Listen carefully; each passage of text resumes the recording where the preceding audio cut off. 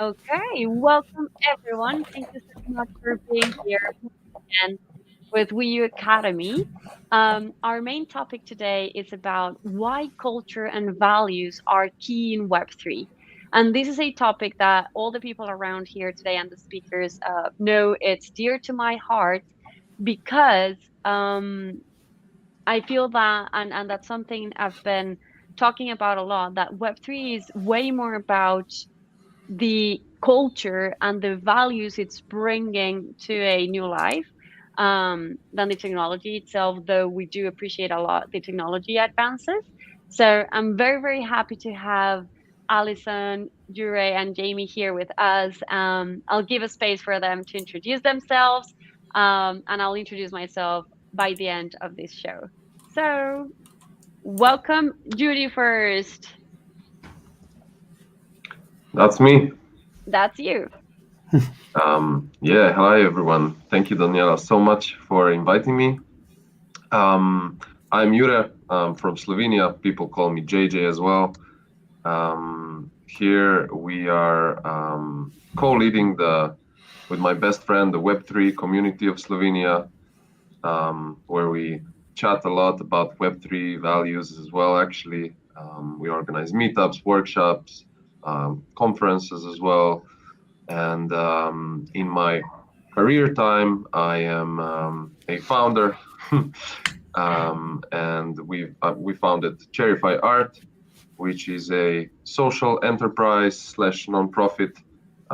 It's a crowdfunding platform for positive impact projects. So our goal is to financially catalyze any kind of organization or project that wants to do good for the world. So yeah. And I love to read. I'm a keen scuba diver. I love to read books, take care of my plants and my cat and my girlfriend. Yeah, that is very important. Thank you so much. And I really like your project.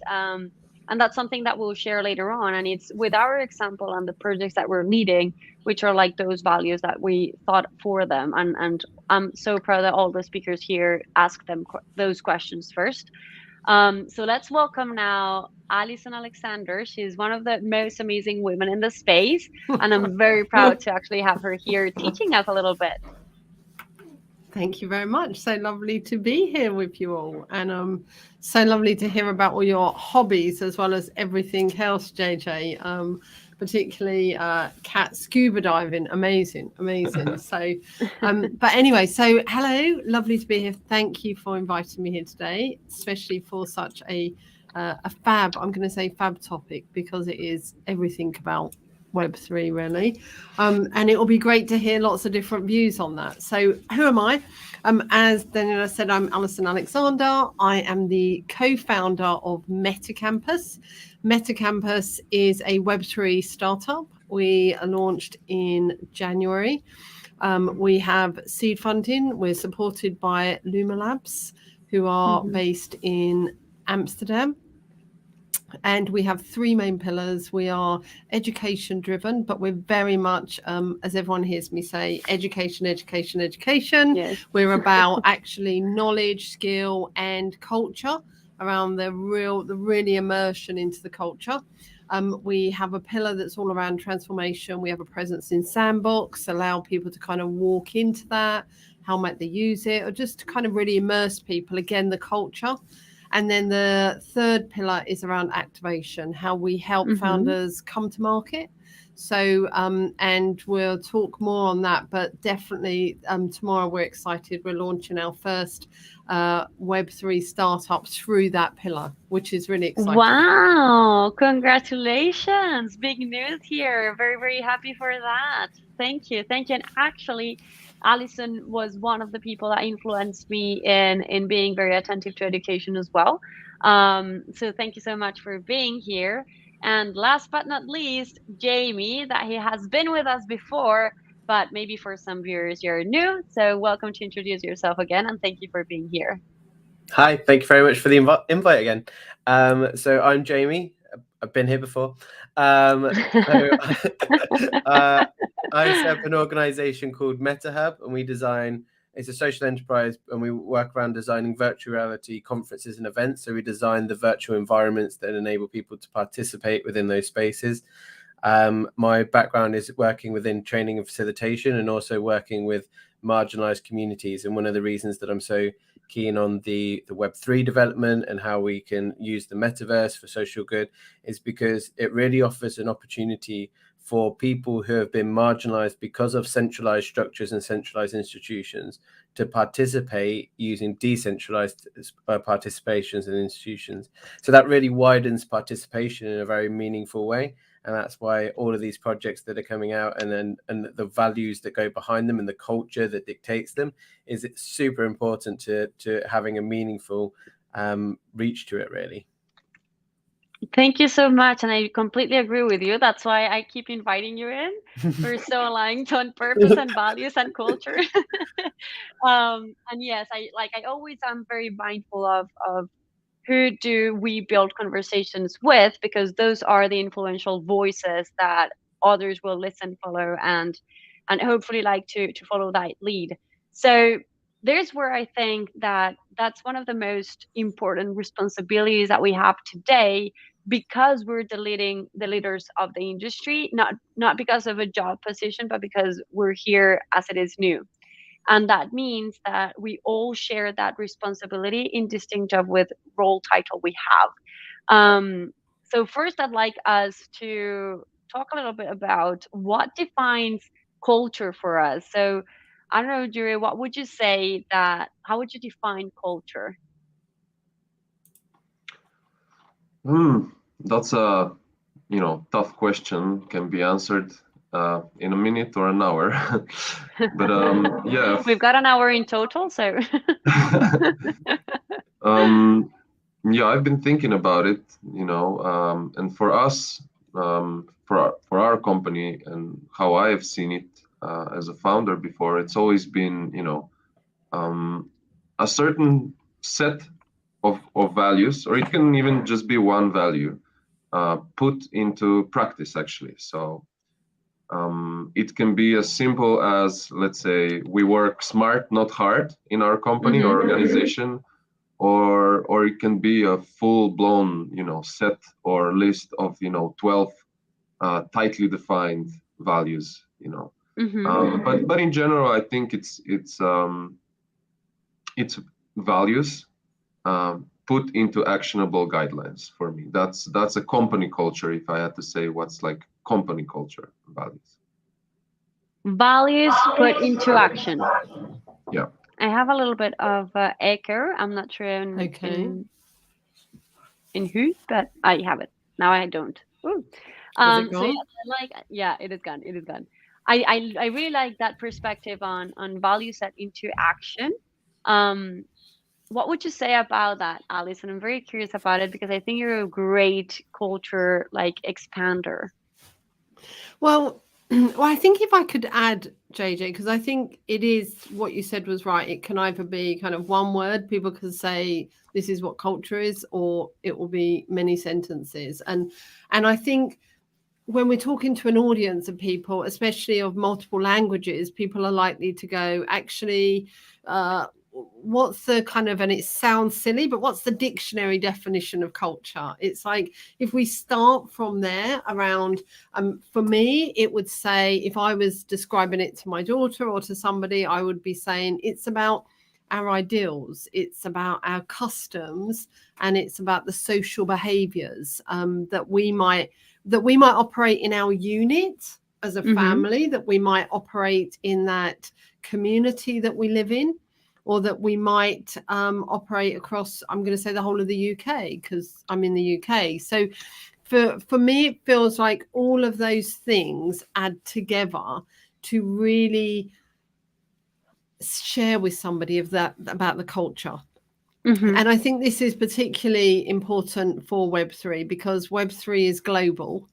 And I think one of the when we meet globally, at the moment, we might travel to another country and we'll meet and we'll take our culture with us, and then we'll work within the culture of that country. That's often how we will operate.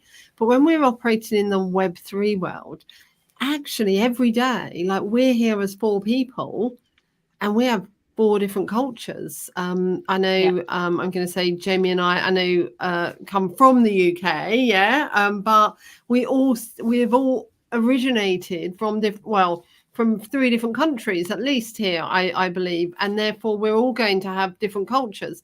But actually, we are now a network that talks every day. So actually, that attention to culture is even more important, isn't it? Because I could be talking to you, Danielle, about something and it's informed by my culture. And actually, it can become quite a conflict because we don't understand that all the time. So the minute we then start entering the metaverse spaces, and everyone in the metaverse is from one of the 195 countries that exist in the globe, and they're there present. The behaviors of what's norm, what's not. And I know we're going to get onto all of that. So for me, I just think culture will be personalized to everybody. We need to be having the conversation about culture all the time. And I know that we could say, well, yes, but what's the culture of Web3?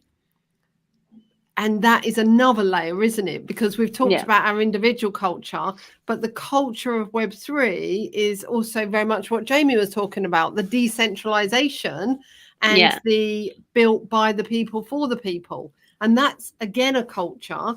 And I keep having to be careful because I keep talking about Web3 as a revolution. But the word revolution is not a good word to use everywhere. So it's a really interesting world that we live in. Sorry, that's just my I think you're in the right crew. That. Like, I've seen myself talking about Web3 as a cultural revolution. I've seen Jamie and JJ as well. So I think we're on the same boat. I'm very happy that you're here. Yeah, likewise. Thank you for having me. I was just having some technical difficulty. It's okay. So welcome to introduce yourself, and we're just talking about what's going on.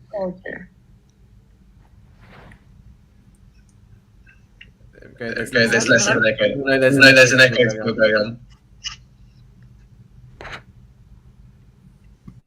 Is it done? I think it's your computer. It's my computer? Whoever's not got headphones, I think it's probably that. If anyone's got the sound coming out loud, that's what it'll be. Okay. So I've got headphones. Let's try again with Ayesha. Try. Yeah, is it fine? Okay, perfect. So, should I just go ahead and introduce myself, maybe? Yeah. Okay, so, I've known Daniela, she does amazing work, but I've been working as a fusion tech artist, as a creative director. A bunch of projects that I've done relates to space economy, but then also interdisciplinary media. So I explore a lot of mediums, like from tech angle. That's the base work that I do. Most of the ideas that I usually explore, they're rooted in either the identity and how we are talking about identity in current state. Obviously now we're talking about Web3 and all of these things, but even generally, like, where is the human identity heading? That's like my conceptual framework that I explore. Other than that, I'm a founder of Oshi Brownie. It's a phygital wearable art platform. Other than that, Visionaries is my other company where we explore space economy, Web3 technology, and frontier tech, like space frontier tech. Obviously, that's more related to the space side. So yeah, that's my two different sides, as an artist, as someone who is really interested in technology. So yeah, I would leave it there. But yeah, happy to answer any questions related to that. So we were just brainstorming a little bit about how would we define culture, and Alison was there going very, very deep. And I think there's something that I would highlight there, and maybe Jamie is very good with this because he works a lot with diversity and inclusion, and is in Web3 especially. But I think that's something that we all should be seeing and looking after with. But Web3, because we're merging, like as you were saying, right now there's 4 cultures here. that we were all brought up and educated in different contexts, and still we agree on some of the like minimum viable culture products, if that makes sense, that could actually bring all of us to a better world. And because of that, I think in Web3 there's an important difference when we define culture in understanding microcultures and like macrocultures. I don't know if that's a concept, but that's something as I was listening to Alison, I thought it was very, very important, because it opens up to which values do we want to choose as a macroculture, and which strengths and values do we want to be aware of to be more open and inclusive to microcultures.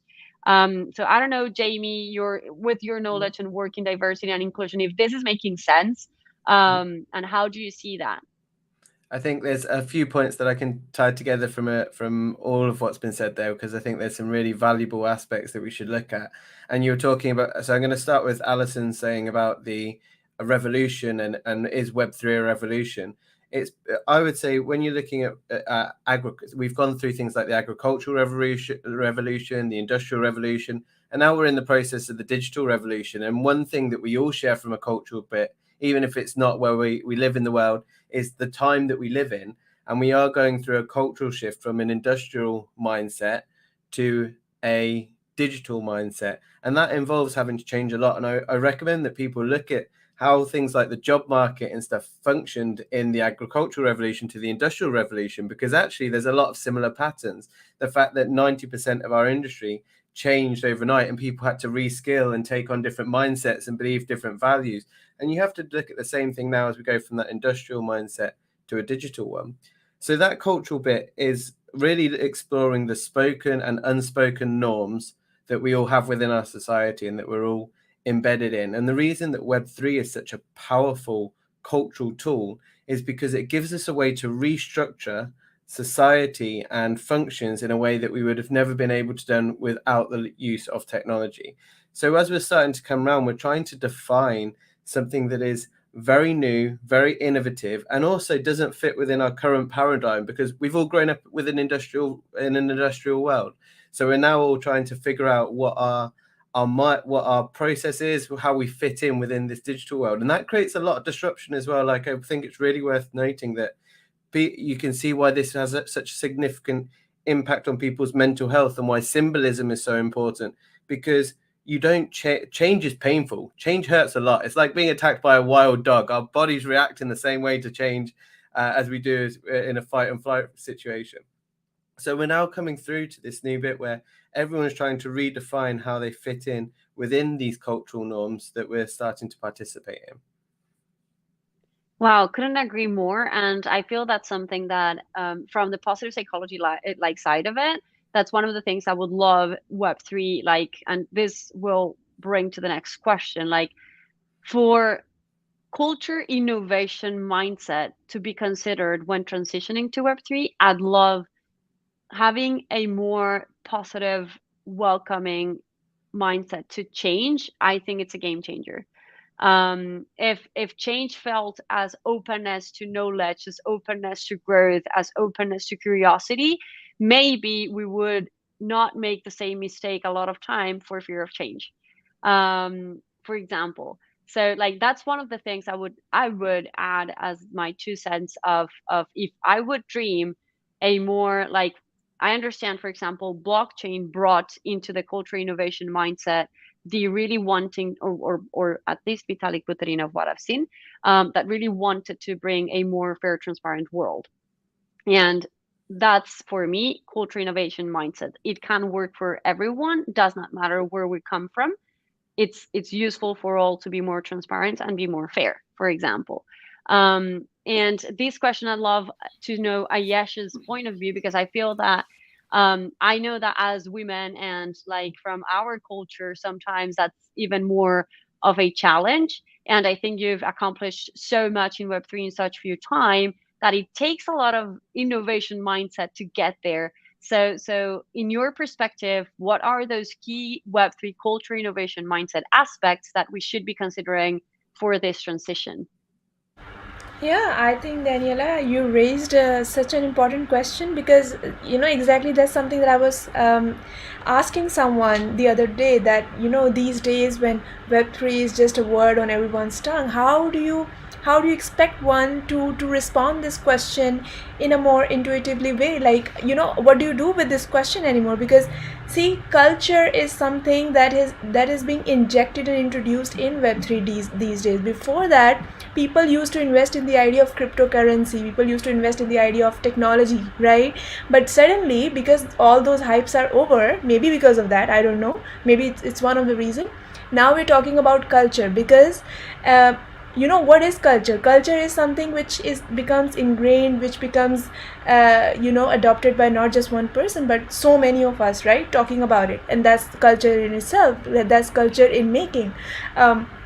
So I think there are a lot of mindsets that has allowed us, and it's constantly developing us to understand the culture in a much more appropriate manner. Because I mean, maybe I'm talking more from my artistic point of view, it might be too abstract, but because like the identity itself is transitioning, right? So as women, I mean, we have seen so much empowerment in a few months that we haven't experienced that that liberation or maybe freedom of speech. And that's just like a tip of the iceberg. I don't want to sound very cliche, but that's quite true for any of us. So what I'm getting at is that the word culture, it has subcultures within it, right? It's not just, oh, so we're defining it through the digital identity, or oh, it's something that everyone is talking about. I think it is much more complicated of a question. That's what I'm getting at, maybe. I agree. I agree. There might not be one unique answer, and that's also why I love like the diversity of cultures and people that we have here today. JJ, what are your thoughts on that? And I have a little add-on for you in this question. Coming from our audience, Victor is asking us, where do we see the cultural heritage preserving our traditional cultures when we become a Web3 that we're all in here as equal, kind of? I think that's where it's coming from. So what would you say to that? Yeah, that's a good. What is his question again? The beginning. I missed the beginning. Where do we see culture heritage preserving our traditional culture into Web3? Which I think it's meaning that, yeah, like we're all merging here, we're all inviting a global culture, but still there's a lot of our individuality in our traditions that is very valuable to keep. I think that's where it's coming from. And Victor, let me know if not.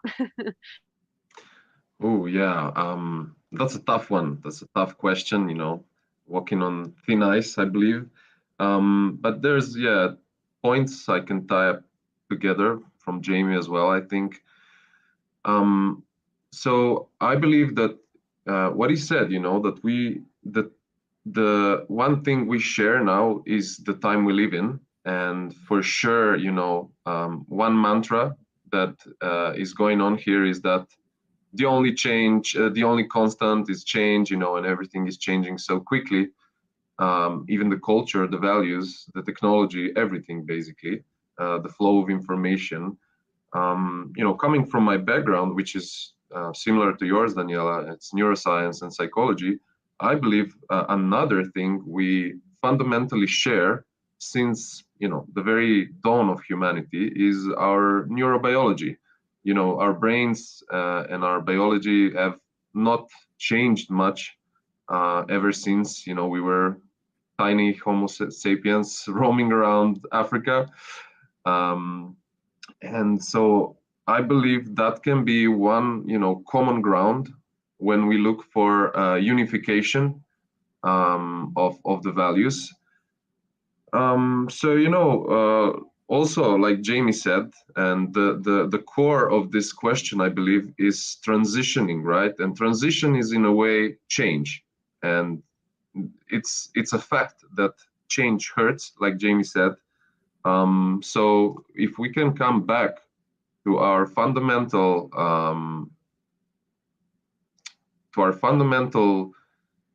things where we are equal, and that one of them is our biology, then we can come back to things that are common to all of us and are equal even across cultures.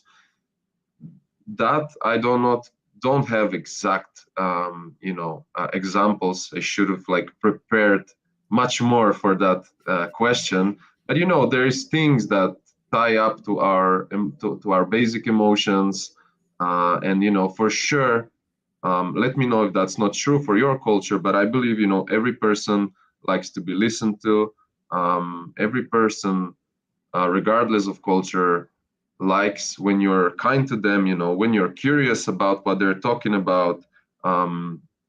Also this whole concept of psychological safety in meetings and all the studies around it, and how everybody should be included. So inclusivity and empowerment, like Aisha said, in terms of freedom of speech and including everyone. And giving a culture of trying things is okay. There's a certain safety baseline where failure is accepted. I think these things can be a unifying factor. But then again, this might be an unpopular opinion. I don't think everything should be unified. That's the beauty of it. We should celebrate diversity as well. And there's richness, there's uniqueness in different cultures. And yeah, me personally, I was very, very lucky to have worked for Mindvalley. If you guys know Mindvalley, if you don't, it's maybe the biggest or one of the biggest self-development courses company in the world, kind of like masterclass. They do courses in all aspects of self-development, but basically they have one of the best cultures in the world.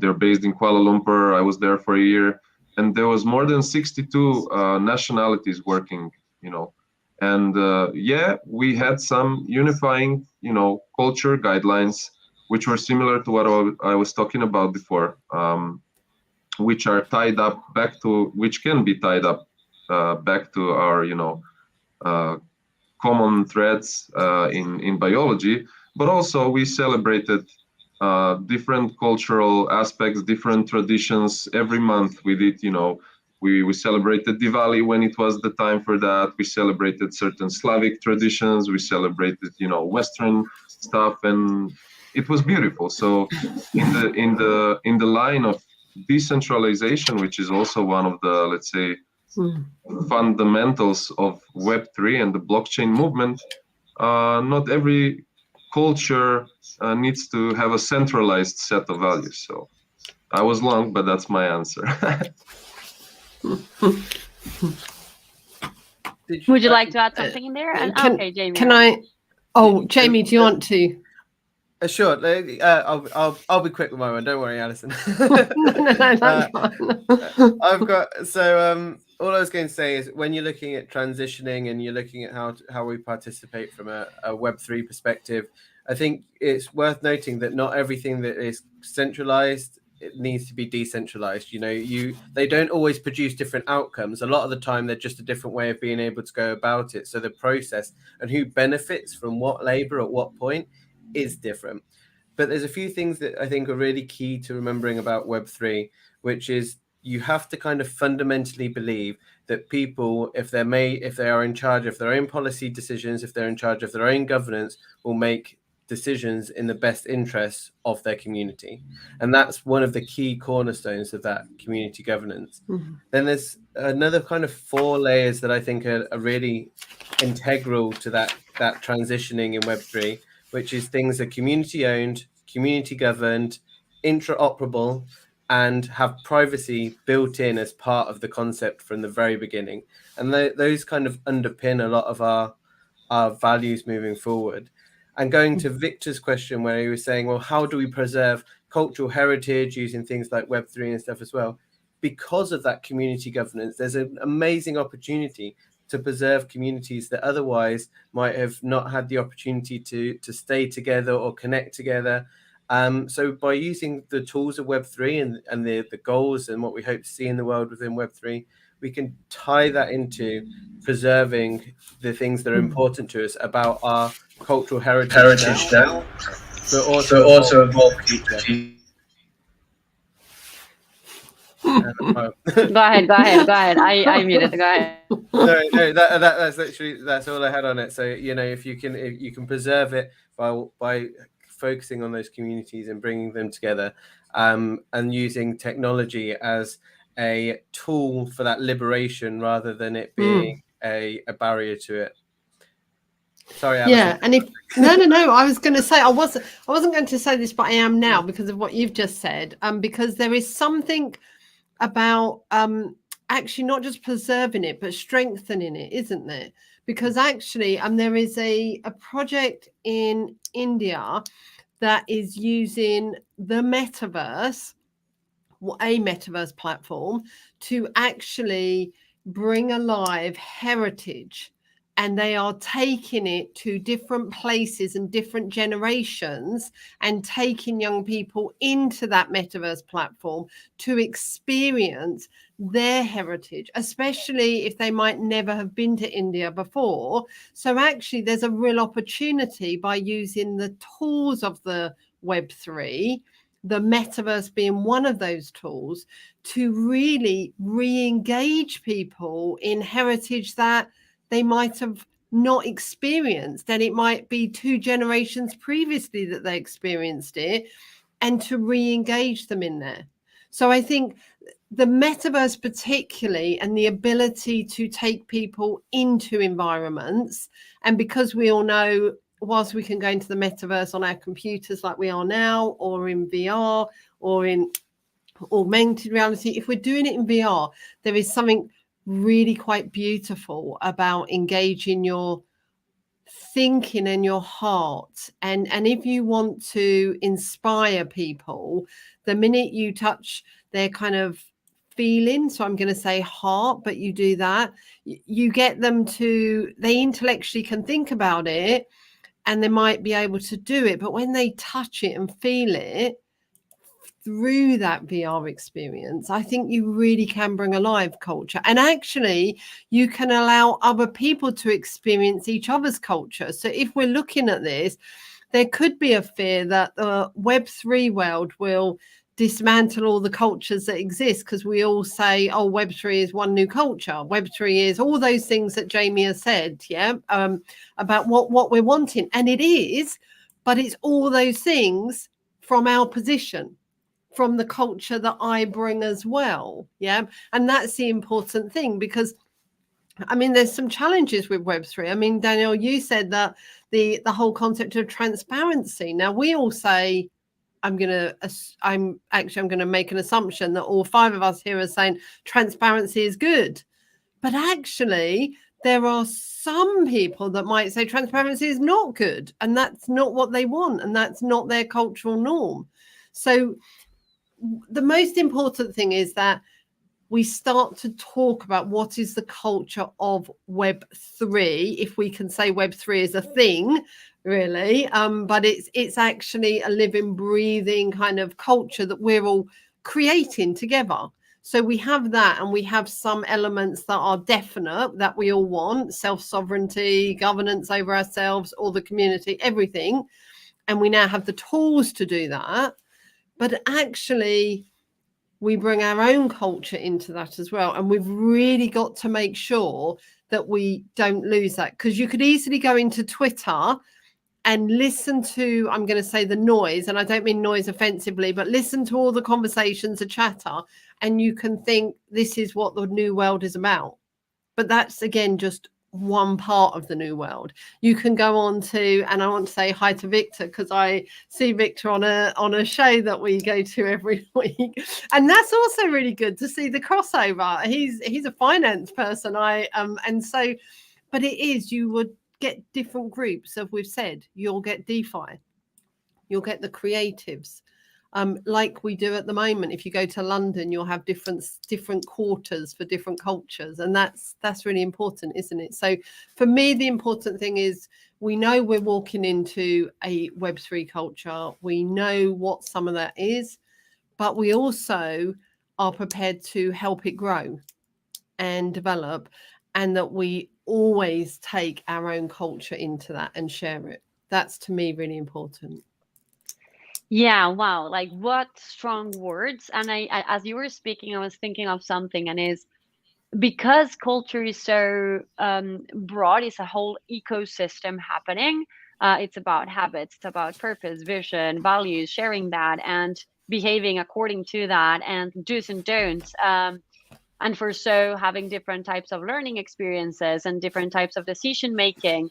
And that's always something that, like, pairing up with what Victor was saying, around keeping traditional culture, I think that, and he just said something very special here, and it was Web3 can spread our cultures and values over a new technology for future generations. And I do believe that as well. And I think one of the beautiful things of Web3 is that we get to interact with each other as equal human beings, in distinct of our own microcultures. But I feel that there is why, and this allows me to welcome the next question. There is why I believe that values are so important, because I think that, as it happened with social media, we entered all to the internet and social media without clear mind on the values that we wanted to use that tool with.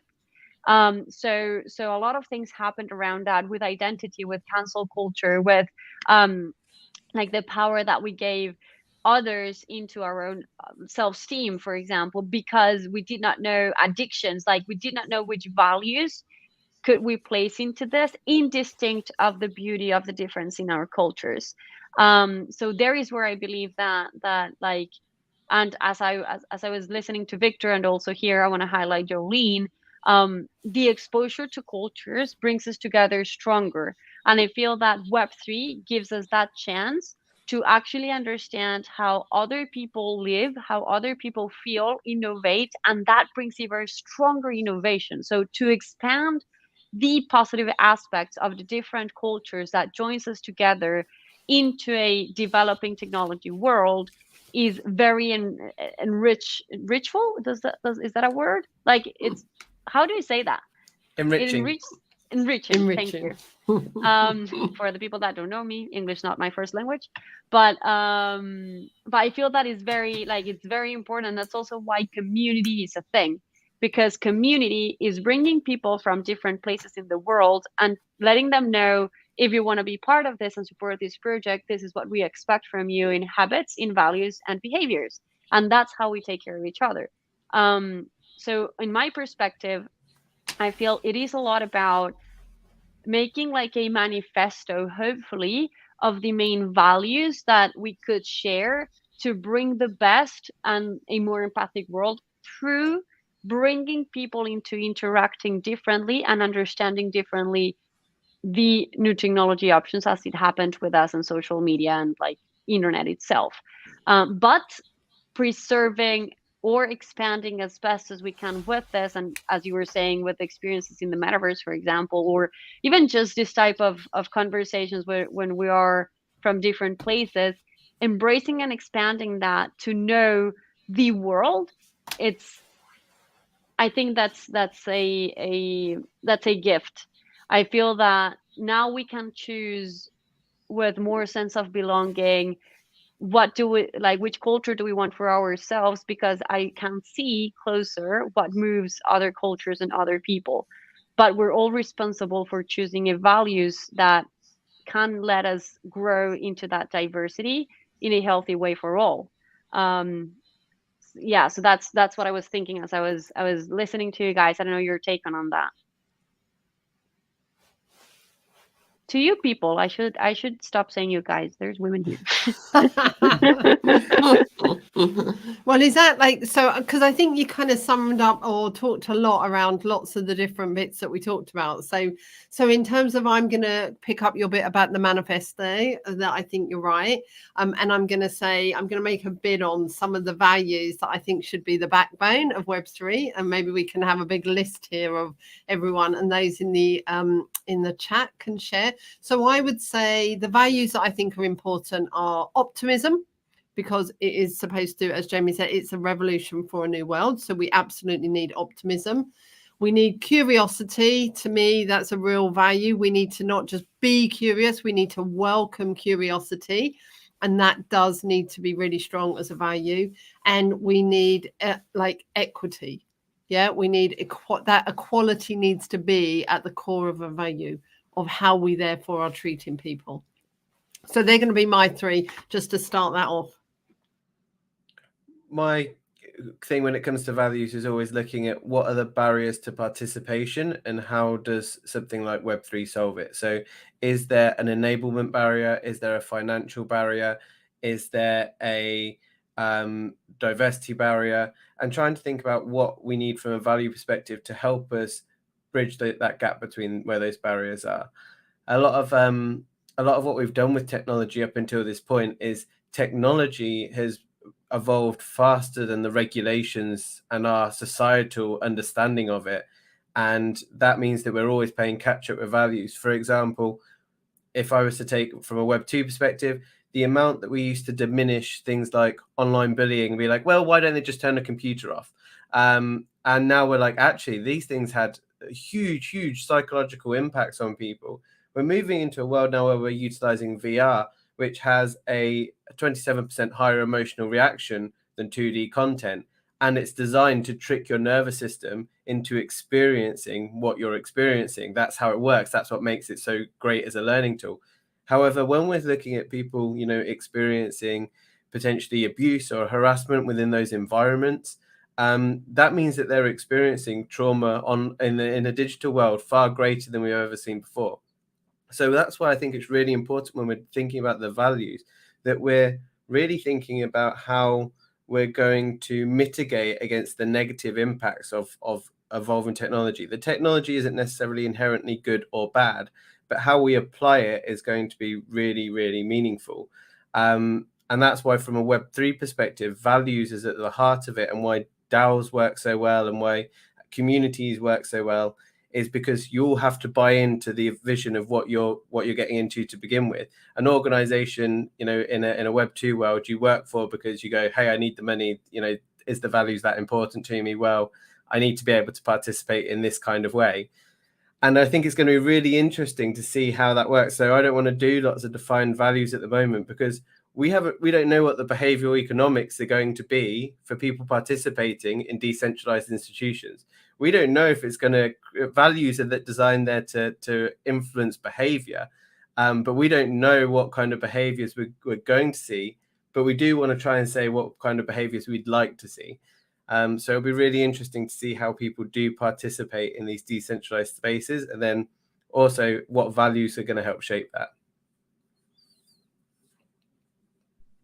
Wow, I love that. Thank you so much. And I do agree. And it's not easy to just define values, but that's something that I've seen.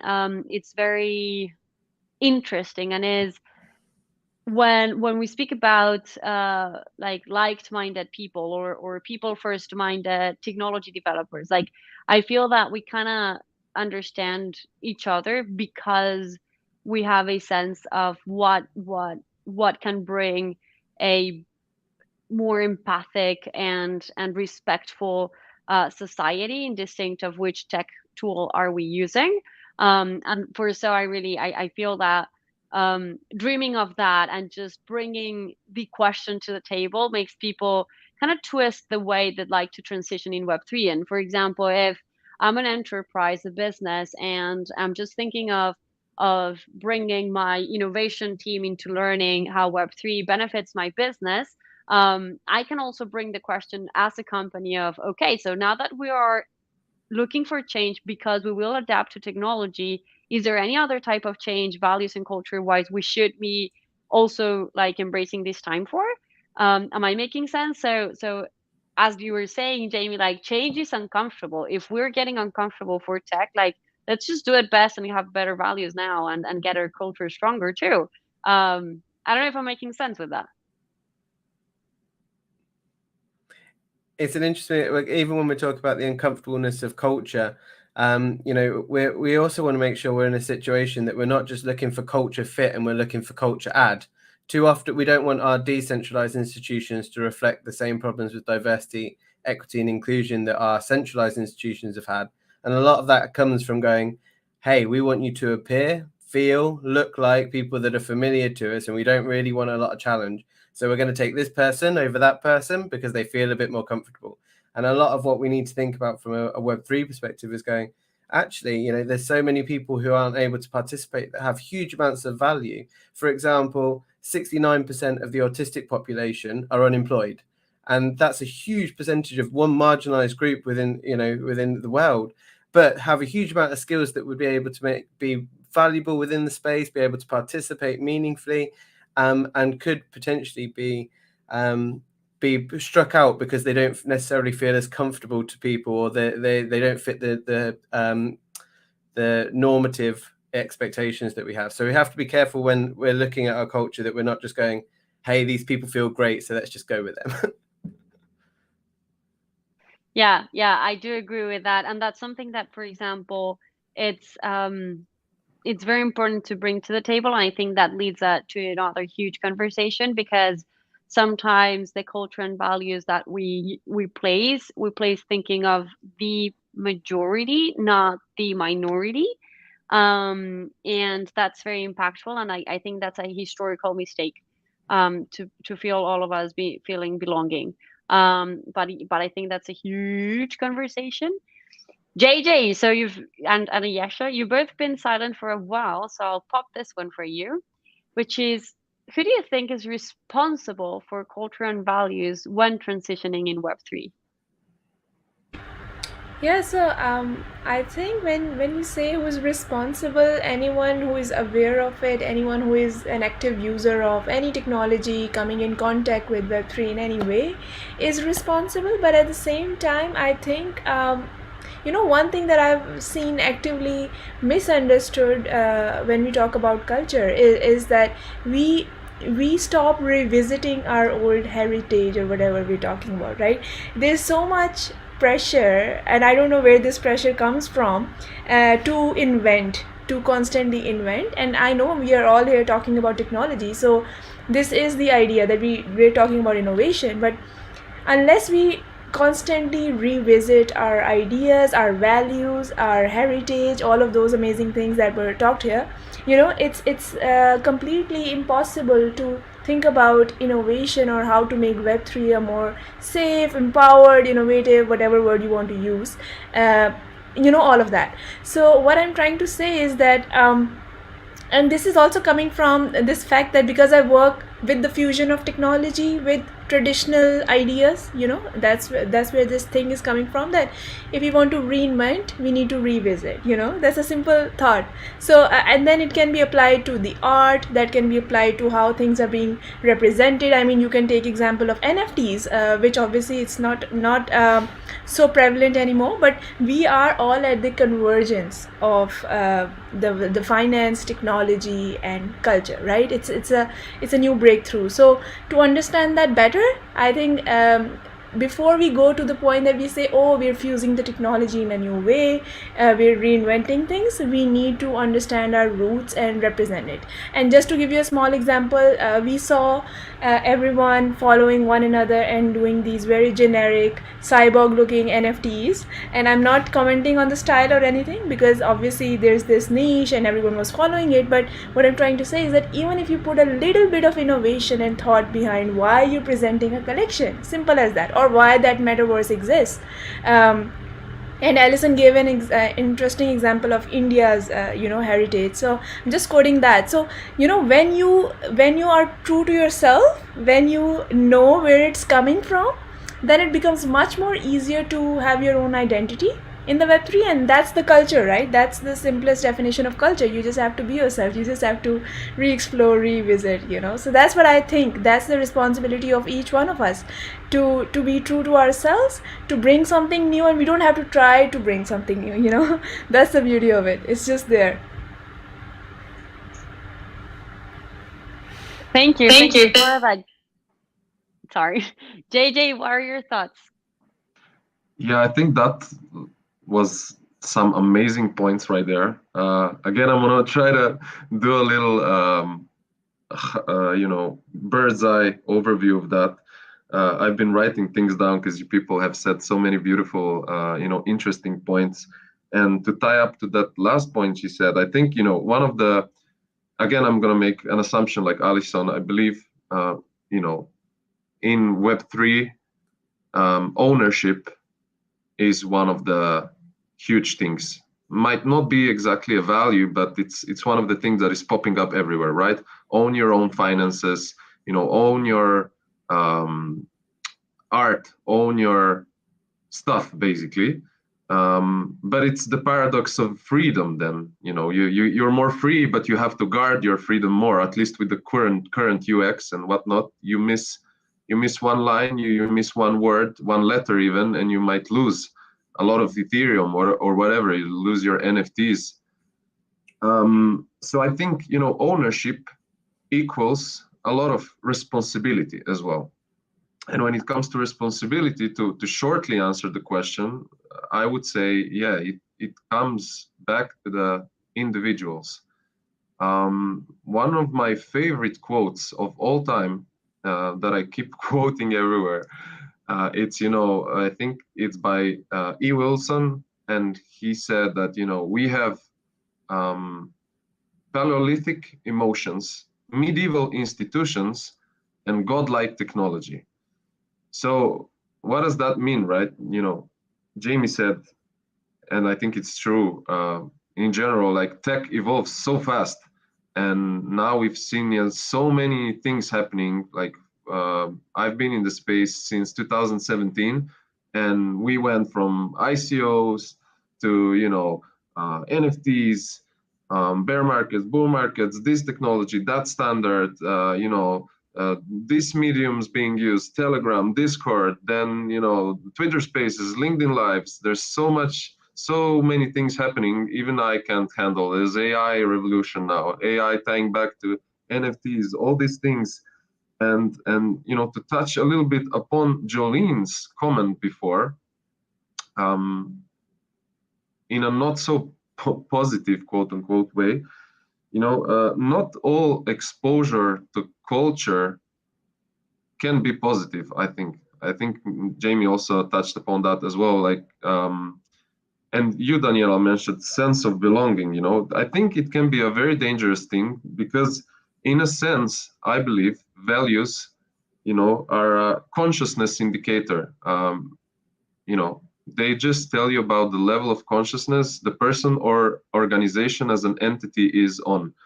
And that's why I believe DAOs are important, because they include more people with different levels of consciousness in that. And what do I mean by that? I don't want to sound spiritual by using the word consciousness, but I think it just means, understanding of yourself, of the cultures around you, understanding how the world works. So that's level of consciousness for me. And, back to that quote, you just simply cannot expect to give, a chainsaw to a monkey and expect it to build a house. It will merely hurt, itself or the tribe it lives in. So, technology, like Jamie said, it's not good, bad, right or wrong. It's just on the user itself, and the maturity of the consciousness of the organization or the community that it's using it, on how it's going to manifest its true power. And we've seen all the memes on how Satoshi made the Bitcoin and how he had like amazing Da Vinci like visions for it, and then in 2021 you just have people saying, oh, when Lambo, when Moon, right? That was not the purpose of it. And but it's how it gets adapted to the current level of consciousness the society is in. But again, tying back, I think it's on the personal level. I mean, of course, I personally think that great organizations and great like little communities and societies, like and circles like the one you're creating, Daniela, are very important. I certainly believe that certain minorities have always moved the majorities. So in the line of that, we have to take responsibility and talk about that, right? Like we're doing right now, and try to highlight some of the good values and some of the mechanisms on how they appear, and yeah, try to raise the level of consciousness. Certainly personally we did that, and now we're doing it in a little circle, and maybe it's going to turn into a bigger community or something, you know, and spread. Hopefully, yes.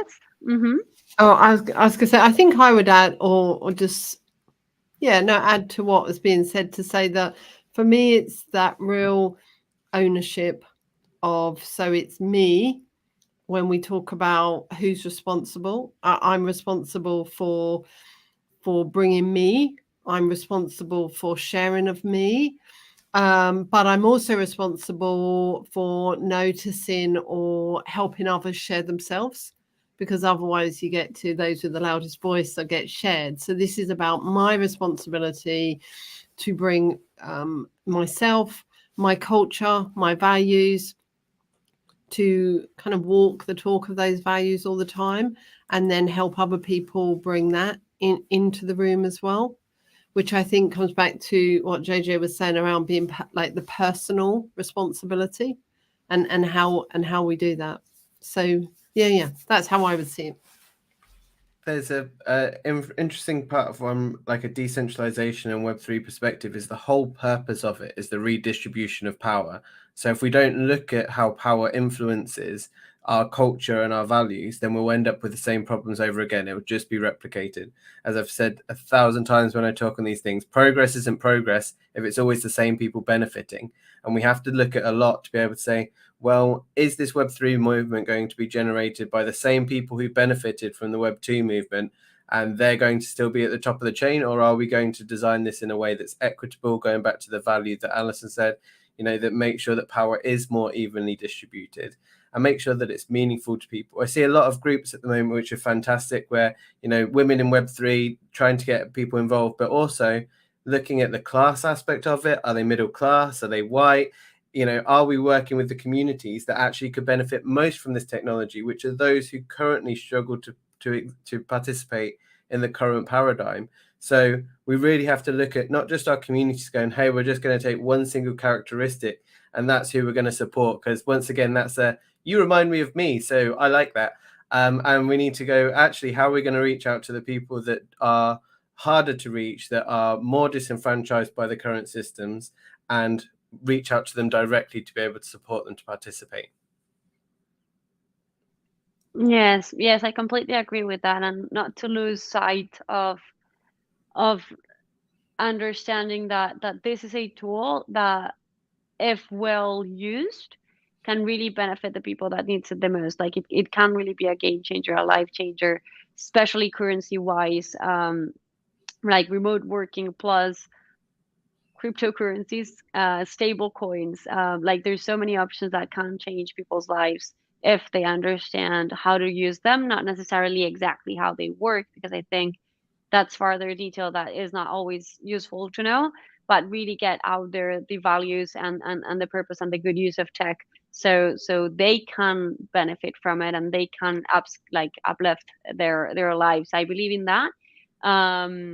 So far, thank you all so much for being here. Thank you for the people that have been listening to us this past hour, the community that has been participating in the chat and bringing value to this conversation, ideas, questions. I really appreciate that.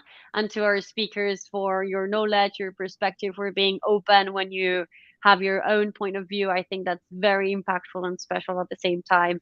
Thank you so much for sharing this space with us. Thank you for having us. Yeah, thank you for having us. Thank you. Thank you. Thanks for having us. Bye. Bye. Bye.